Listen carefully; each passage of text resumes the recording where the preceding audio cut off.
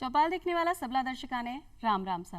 भाई आज की चौपाल में आप चर्चा कर रहे हैं प्राकृतिक चिकित्सा और स्वास्थ्य का बारे में। प्राकृतिक चिकित्सा जी हाँ की एक पद्धति है, आप बोल सका इसे आपने स्वास्थ्य लाभ हो सके है, चिकित्सा आप इसे ले सका, लेकिन साथ में आप यूँ भी कह सका प्राकृतिक चिकित्सा सिर्फ एक पद्धति ही नहीं, एक जीवन शैली भी है। अगर प्राकृतिक उत्पादन है अपना जीवन में अपना लिया तो आप प्रकृति के समीप जा सका, समझ सका जो प्रकृति की देन है वो आपने लिए क्या महत्वपूर्ण हो सके है। प्राकृतिक चिकित्सा है कि इको इलाज आप किया ले सका और आपने जीवन में इको महत्व काई हो सके है, इस सब का बारे में चर्चा करांगा। और ज़्यादा जानकारी के लिए आप आमंत्रित किया है डॉक्टर अंचल उपल साहब ने, जो कि योगाचार्य भी हैं और साथ में प्राकृतिक चिकित्सक भी हैं। डॉक्टर साहब था को बहुत बहुत स्वागत है चौपाल में। जी हाँ कि आज की चर्चा आप कर रहे हैं प्राकृतिक चिकित्सा और स्वास्थ्य का बारे में, तो सबसे पहले आपसे आई जानना चाहूँ कि भाई प्राकृतिक चिकित्सा ने आप क्या समझ सका। देखिए, जैसे नाम से ही जाहिर है प्राकृतिक चिकित्सा, तो प्रकृति के द्वारा जो प्रकृति के अंदर हमारे जो प्रकृति ने दिए उत्पाद, हवा, पानी, धूप, इन सब के उपयोग से हम कैसे रोगों को ठीक करें, यही प्राकृतिक चिकित्सा मीन्स जो प्रकृति ने हमें उपलब्ध कराया उसी से हम हमारे जो रोगों से हम जूझते रहते हैं, दैनिक दिनचर्या, जीर्ण रोग, एक्यूट कंडीशंस, इस प्रकार के रोगों को हम किस प्रकार से प्राकृतिक तरीकों से ठीक कर सकते हैं, यही प्राकृतिक चिकित्सा है। और जी हाँ कि पंच तत्व से अपनी पृथ्वी बनी हुई है, तो आप बोल सका अग्नि, वायु, जल, आकाश, मिट्टी, पृथ्वी, आज सब चीज़ें प्राकृतिक ही हैं और इन्हें अपना जीवन में ले, इन सब से ही आप इलाज ले सका जी। तो प्राकृतिक चिकित्सा के अनुसार एक स्वस्थ व्यक्ति ने आप क्या परिभाषित कर सका। देखिए, प्राकृतिक चिकित्सा के अनुसार हमारा जीवन शैली जो होना चाहिए, यदि एक स्वस्थ व्यक्ति की बात करते हैं तो स्वस्थ व्यक्ति वो है जिसको पूरी तरह से बराबर नींद आती है, पूरी तरह से उसका पेट साफ होता है, वो पूरे दिन एक्टिव रहे।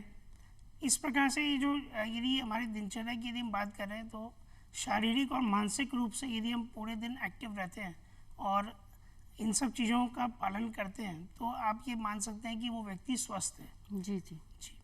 तो प्राकृतिक चिकित्सा के भी जरिए और बाकी अगर आप पद्धति की बात करें तो आई है कि व्यक्ति स्वस्थ तभी माने जाएगा जो वो मानसिक रूप से, शारीरिक रूप से स्वस्थ है और भी को व्यवहारिक ज्ञान भी स्वस्थ है जी। कि आप समाज में उठता बैठता है तो बेट में भी आपने ध्यान रखना चाहिए कि आप क्या व्यवहार कर रहे हैं, तो आज सब एक स्वस्थ व्यक्ति की परिभाषा ही हो सके है।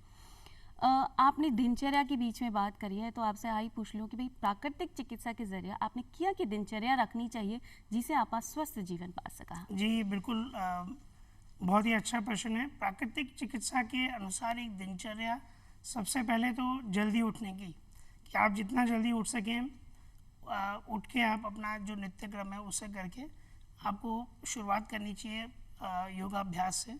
आप योग अभ्यास करिए, आसन का अभ्यास करें, स्ट्रेचिंग एक्सरसाइज करें, उसके बाद प्राणायाम और ध्यान लगाएं। सबसे पहले तो शुरुआत दिन की ये होनी चाहिए पूरा नित्यक्रम करने के पश्चात। उसके बाद जो भी आप एक पोषण से भरा हुआ जो नाश्ता करें, उसके नाश्ता करने के बाद आप अपना जो दैनिक दिनचर्या का जो ऑफिस का कार्य है वो आप उसको करें। और समय पे सबसे बड़ी बात है प्राकृतिक चिकित्सा की को अपनाने के लिए जो दिनचर्या के अंदर सबसे मुख्य बात अपनाने की है वो है कि समय से भोजन का करना। 3 समय भोजन का हम मानते हैं कि सुबह आप एक्सरसाइज करने के बाद, योग प्राणायाम करने के बाद आप ब्रेकफास्ट करें, वो भी समय से होना चाहिए, सुबह 9 बजे तक आपको वो करना है। उसके बाद यदि हम दोपहर के भोजन की बात करें तो उसका समय भी लगभग 1:30 बजे तक हमें भोजन, क्योंकि आजकल जीवन शैली में देखिए बहुत लेट, स्टार्टिंग लेट से होती है तो वो फिर पूरा दिन हमारा लेट चलता है जी। इसी प्रकार से रात्रि जो भोजन है वो रात्रि का भोजन भी 8 साढ़े 8 तक मैक्सिमम जो है वो ले लें तो सबसे बेहतर है। तो एक चीज़ तो हमें ये दिनचर्या में भोजन का समय शैली यदि अपनाते हैं तो ये बहुत ही एक फ़ायदेमंद रहेगा और आप रोग मुक्त रह सकते हैं लंबे समय तक। और देखिए बाकी भोजन की भी यदि हम बात करें तो भोजन का बहुत ही प्राकृतिक चिकित्सा के अंदर महत्वपूर्ण स्थान है कि किस समय पे क्या भोजन लें। जैसे रात्रि भोजन आप हल्का लें, दिन के समय आप कुछ चीज़ें जैसे रात के भोजन में निषेध होती है, जैसे दही लेना, छाछ लेना, तो इन सब चीज़ों के विज्ञान को जानना आवश्यक है कि क्या क्या चीज़ें किस किस समय पे लेनी चाहिए। तो समय का बहुत महत्व है कि भोजन जो भी आप कर रहे हैं उस भोजन का समय जो है कि किस समय पे क्या भोजन पे ज़्यादा आपका महत्व रहना चाहिए, किस समय फल लेना है, किस समय सब्जियां लेनी है, किस समय दाल लेनी है। तो इन सब चीज़ों का बहुत ही महत्व है। तो इन सब चीज़ों को सीखते हुए दैनिक दिनचर्या को अपना के हम प्राकृतिक चिकित्सा का जो मुख्य पार्ट है वो भोजन ही है। जो दिन भर जो हम हमेशा 365 दिन प्राकृतिक चिकित्सा को अपनाने की यदि बात करें तो उसमें महत्वपूर्ण जो है वो भोजन ही है। जी, तो प्राकृतिक चिकित्सा के जरिए आपने जो दिनचर्या रखनी है वो भी नियमित रखनी है, जहाँ की डॉक्टर साहब ने बताया कि समय पर आपने नाश्तो भी करना है, मध्य को भोजन भी लेने हो और आपने रात को भी भोजन लेने हो। और जहाँ की सभी बोले हैं, हर पद्धति में बोले जावे कि रात को भोजन आप थोड़ा जल्दी ले लिया जिससे सोता समय आपने वह पच जावे। और जो खावा की बात है कि एक समय अंतराल के बाद आपने ही भोजन करना चाहिए, सुबह उठकर आपने व्यायाम करना चाहिए, योग करना चाहिए जो अपना पूरा शरीर में स्फूर्ति बनाए रखे। जी। डॉक्टर साहब आप बीच में बोले कि भोजन को बहुत बड़ो महत्व है प्राकृतिक चिकित्सा में। जी। तो किया को भोजन प्राकृतिक चिकित्सा बोले है कि आपने लेना चाहिए। देखिए सबसे बड़ी बात तो सीजनल जो मौसम के अनुसार देखिए जो सब्जियां हैं। जी, तो मौसम के अकॉर्डिंग आप देखेंगे सब्जियां आती हैं, फल आते हैं। सबसे बड़ी बात है कि यदि स्वस्थ रहना चाहते हैं तो जो जो जिस मौसम के अंदर वेजिटेबल्स, सब्जियां, जो फल आ रहे हैं उनका उपयोग हमें जरूर करना चाहिए। उससे हमारी प्रतिरोधक क्षमता बढ़ती है, क्योंकि वो भोजन जिस समय पे उसकी खाने लायक वो बनता है, पक जाता है, तो इसमें प्रकृति कहती है कि उस समय वो उस सब्जी और उस फल का सबसे ज़्यादा महत्व सबसे ज़्यादा पोषण। आजकल आप देखेंगे जैसे 365 दिन सभी सब्जियां मिल जाती हैं, सभी फल मिल जाते हैं, लेकिन वो कोल्ड स्टोरेज के होते हैं। तो कोल्ड स्टोरेज में किया हुआ है उसमें पोषक तत्व जो होते हैं वो नष्ट हो जाते हैं।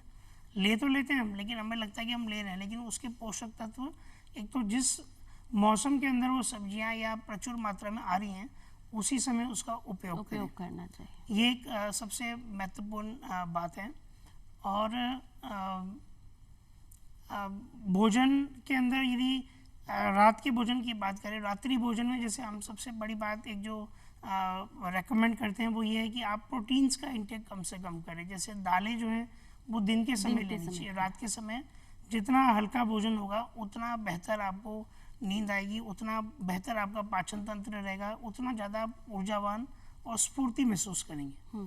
तो ये बहुत महत्वपूर्ण है कि एक जो हम यूजुअली सब पेशेंट्स को ये सजेस्ट करते हैं प्राकृतिक चिकित्सा में कि रात को भोजन हल्का रखिए, स्पेशली दालों का उपयोग दिन में करें। तो क्योंकि दिन में क्या होता है कि हम एक्टिव रहते हैं अपने कार्य के अंदर, इधर उधर मूवमेंट होता है, तो शरीर के मूवमेंट्स होते रहते हैं, तो उसमें वो पच जाता है।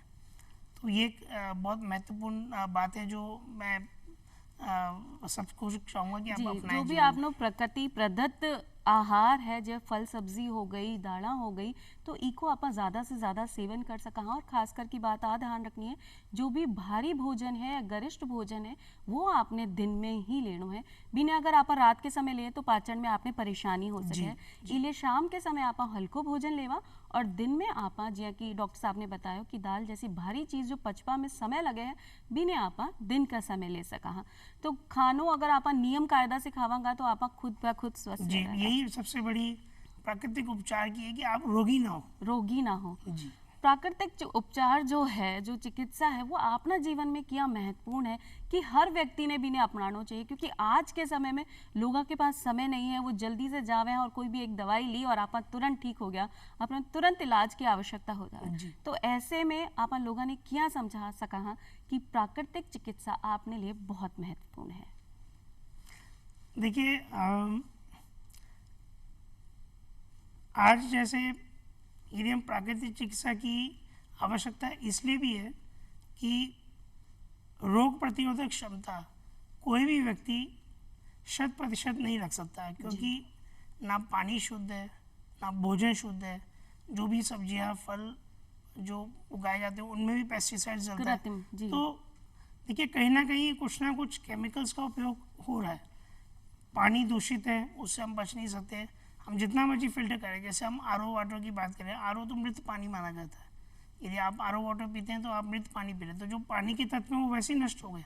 जी जी। तो और पानी वैसे भी ऐसा नहीं है, पॉल्यूशन के कारण फैक्ट्रीज के जो पोल्यूटेंट्स मिलते अपशिष्ट हैं, पदार्थ जो अपना जी फैक्ट्री से निकले भी के कारण प्रदूषित जी, भी तो हो जा रहे हैं। पानी में प्रदूषण है, हवा में प्रदूषण है, तो लगातार हम प्रदूषण तो ले ही रहे हैं वैसे। तो प्राकृतिक चिकित्सा को अपनाने का ये फ़ायदा है कि हम जो रोग आए उनसे बच सकेंगे, क्योंकि जो विजातीय द्रव हमारे शरीर के अंदर जा रहे हैं उन विजातीय द्रव को प्राकृतिक चिकित्सा के माध्यम से लगातार बाहर निकाला जाता है। तो बाहर निकालेंगे तो हम रोगी नहीं होंगे, और यदि वो अंदर जमते जाएंगे और उसमें भी यदि हम भोजन की त्रुटियां करेंगे तो रोगी होने की ज़्यादा संभावना रहती है। तो आप देखेंगे कि हर एक व्यक्ति को किसी न किसी प्रकार की कोई ना कोई समस्या से वो जूझता है। जी। तो उसका मूल कारण क्या है? मूल कारण है विजातीय द्रव, टॉक्सिन्स, जो विषाक्त कण है हमारी बॉडी में लगातार प्रवेश कर रहे हैं हवा के रूप में। जब हम श्वास ले रहे हैं तो वो हवा भी दूषित है, जल जो ले रहे हैं वो भी दूषित है, जो भोजन ले रहे हैं वो भी दूषित है। तो कहीं ना कहीं उसके दुष्प्रभाव को कम करने के लिए भी प्राकृतिक चिकित्सा मददगार है। और जो आगे आने वाले समय में हमें जो रोग आते हैं, देखिए रोग कभी भी एक दिन में नहीं आता, रोग आने में बहुत समय लगता है। यदि हम उसको चेत जाएं और अपने शरीर का ध्यान रखें शुद्धिकरण के रूप में, प्राणायाम के रूप में, तो कभी भी वो विजातीय द्रव जो है हमारे शरीर के अंदर रुक नहीं सकता। उसको यदि हम लगातार बाहर निकालने का माध्यम जानते हैं, उसको व्यवहारिक रूप से अपनाते हैं, तो हम रोगी होने से बच सकते हैं। और यदि किसी को रोग है, जैसे आप जीर्ण रोगों की बात करें, जो असाध्य रोग हैं, वो सब भी प्राकृतिक चिकित्सा के माध्यम से ठीक किए जा सकते हैं। वो उसका प्रिंसिपल ही यही है नेचुरोपैथी का, प्राकृतिक चिकित्सा का, कि बॉडी में जो रोग का कारण है, कारक है, उस कारक को बाहर निकाल दें। तो जब कारक बाहर निकल जाएगा तो रोग बाहर आ जाता है। जी। तो जो प्राकृतिक चिकित्सा कह रहे हैं वो यही है कि भाई स्वस्थ व्यक्ति का स्वास्थ्य की तो आपने रक्षा करनी ही है, साथ ही साथ जो अपना शरीर में रोग उत्पन्न करने वाली चीज़ें हैं बी को भी आपा विनाश करता है, बिना अपना शरीर से बाहर निकाल दिया, तो हर व्यक्ति स्वस्थ हो सके अगर प्राकृतिक चिकित्सा ने अपना ले तो। डॉक्टर साहब, अब आपा जाना है कि प्राकृतिक चिकित्सा की पद्धति क्या है, क्या तरीका से एक व्यक्ति ने स्वस्थ बनाए रखे है प्राकृतिक चिकित्सा? देखिए, जैसे आपने शुरुआत में बोला पंच तत्व, तो पंच तत्व से मिलकर हमारा शरीर बना है। और जो भोजन उगता है वो धरती पे उगता है। जल, वायु, बिना प्राणवायु के, बिना श्वास के हम जीवित नहीं रह सकते।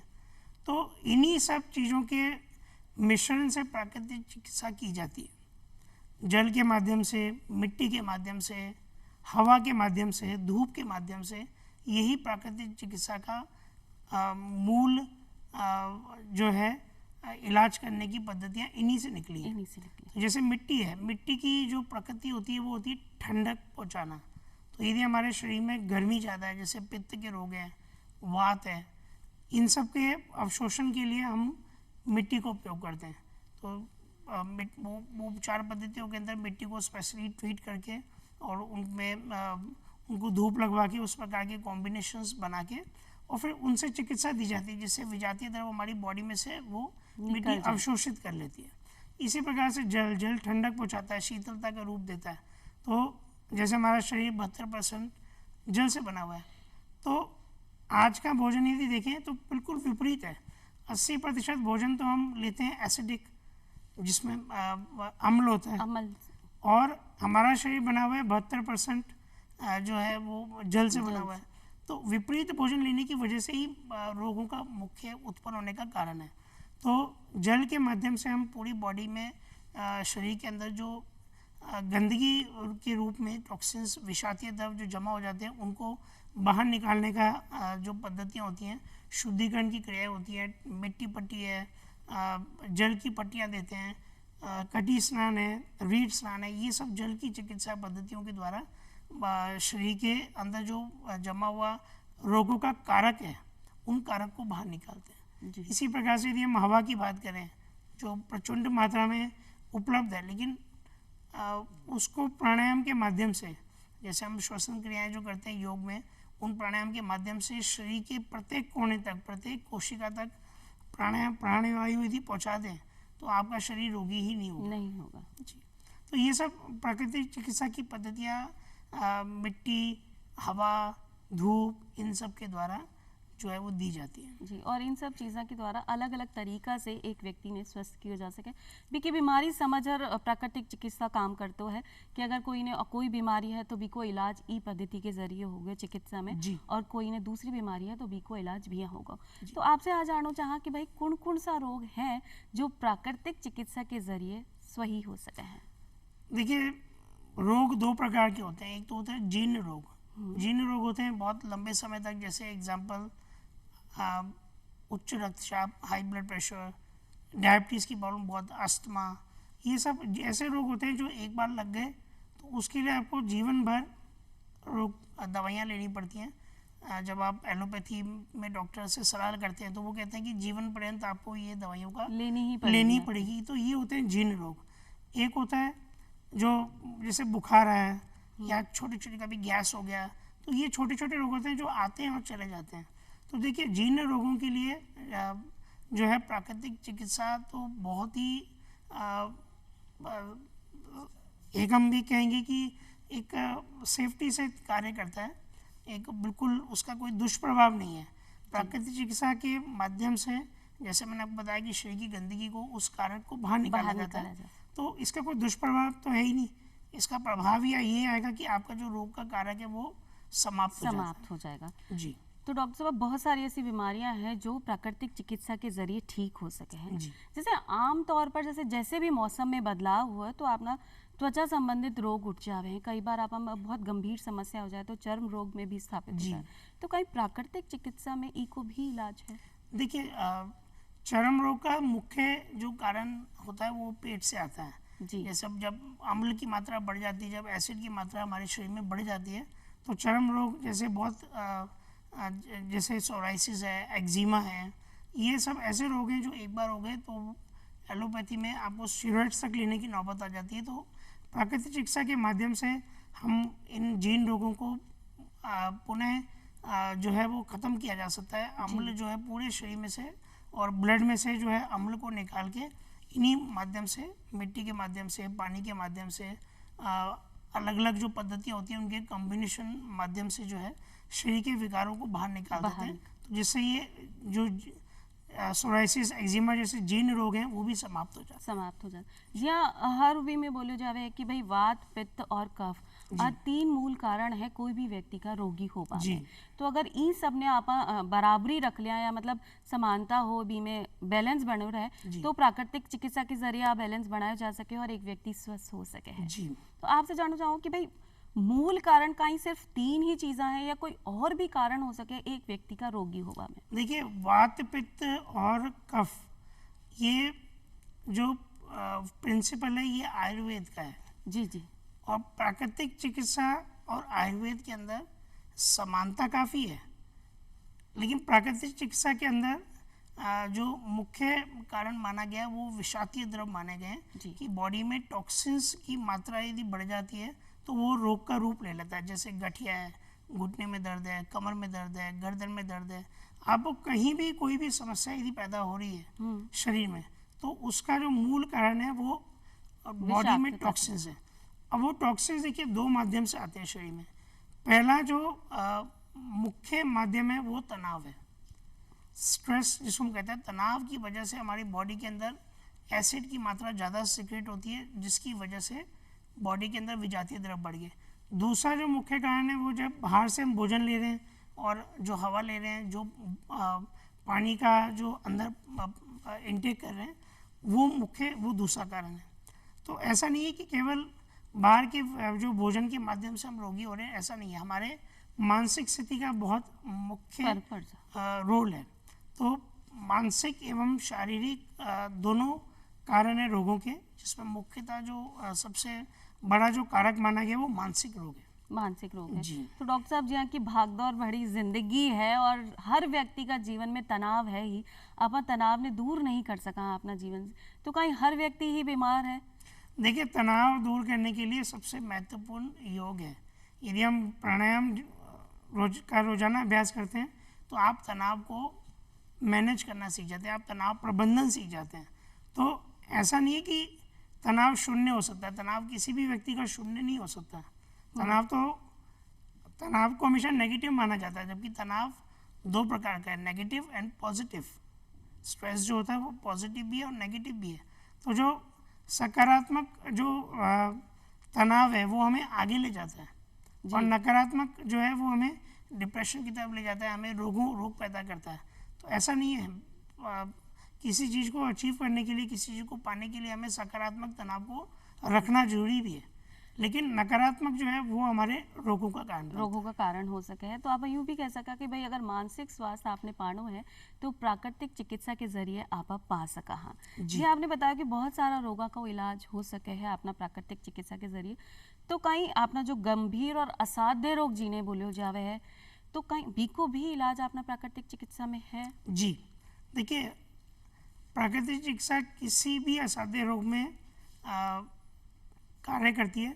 अब इसमें भी ग्रेड होती है। देखिए, किसी का यदि बहुत ज़्यादा बहुत लंबे समय तक कोई रोग होता है, कई पेशेंट ऐसे आते हैं जो बहुत लंबे समय से उस बीमारी से जूझ रहे होते हैं, तो उनको थोड़ा समय लगता है, लेकिन धीरे धीरे जब प्राकृतिक चिकित्सा योग को अपनाते हैं तो धीरे धीरे जब शरीर में से विजातीय द्रव निकलते हैं, मांसपेशियों में, जोड़ों में ताकत आती है, तो धीरे धीरे असाध्य रोग भी ठीक हो सकते हैं, सही हद तक ठीक भी हो सके हैं। मतलब समय आपने देवा की जरूरत है। प्राकृतिक चिकित्सा में अगर आप ले रहे हो तो भी में आप समय दो तो आप तुरंत ठीक भी हो सको। प्राकृतिक चिकित्सा को समझने की आवश्यकता है। चिकित्सा तो कुछ समय के लिए होगी, 15 दिन 20 दिन, उसके बाद उसको अपनाने की आवश्यकता है। प्राकृतिक चिकित्सा अपने जीवन पर्यंत अपनाए रखनी चाहिए, और जिया की दिनचर्या बताइए, खान पान बताए, इन्हें आप रोजमर्रा की जिंदगी में शामिल कर लिया तो आप स्वस्थ भी हो सका। डॉक्टर साहब, जी कई बार घाव हो जावे है, फूड़ा फुंसी की बात तो हो गई, लेकिन अगर घाव हो गया है, बहुत गंभीर घाव है शरीर का कोई भी अंग में है, तो कहीं बी को भी इलाज प्राकृतिक चिकित्सा के जरिए, क्योंकि कहो जावे कि प्राकृतिक चिकित्सा में आप कोई औषधीय इलाज नहीं करा, कोई दवाई नहीं देवा, तो बिना दवाई के कहीं रोग भी ठीक हो सके?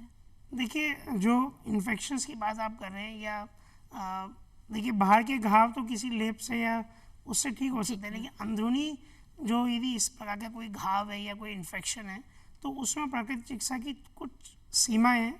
वो प्राकृतिक चिकित्सा के आहार चिकित्सा को अपना के तो लाभ ले सकते हैं, क्योंकि प्राकृतिक चिकित्सा में कोई भी दवाई नहीं होती है। ये एक दवा रहित चिकित्सा पद्धति है। इसमें कुछ भी इसमें दवा सिर्फ भोजन है।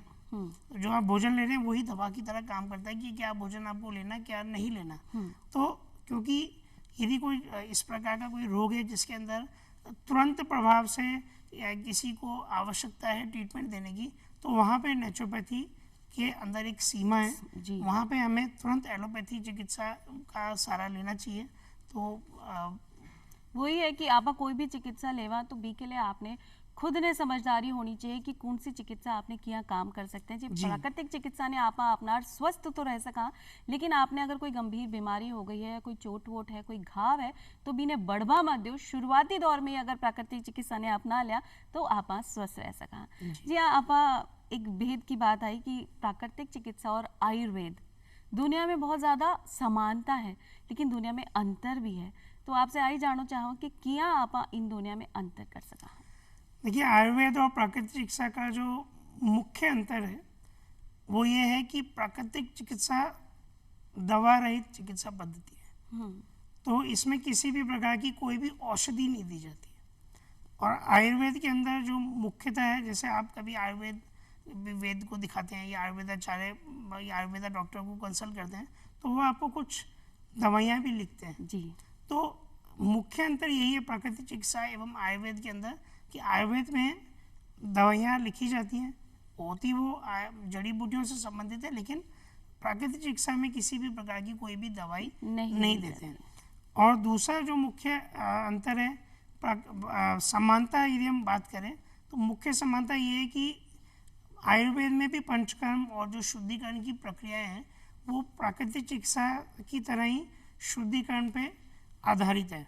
तो अंदर बॉडी के शरीर के अंदर जितने भी विजातीय द्रव्य हैं उन सबको बाहर निकालने की जो पद्धतियाँ हैं, कुछ प्राकृतिक चिकित्सा आयुर्वेद में समान है, और प्रिंसिपल आयुर्वेद और नेचुरोपैथी का प्राकृतिक चिकित्सा का कुछ हद तक समान है। इससे मुख्य अंतर ये है कि आयुर्वेद में दवाई दी जाती है और प्राकृतिक चिकित्सा में दवाई नहीं दी जा सकती।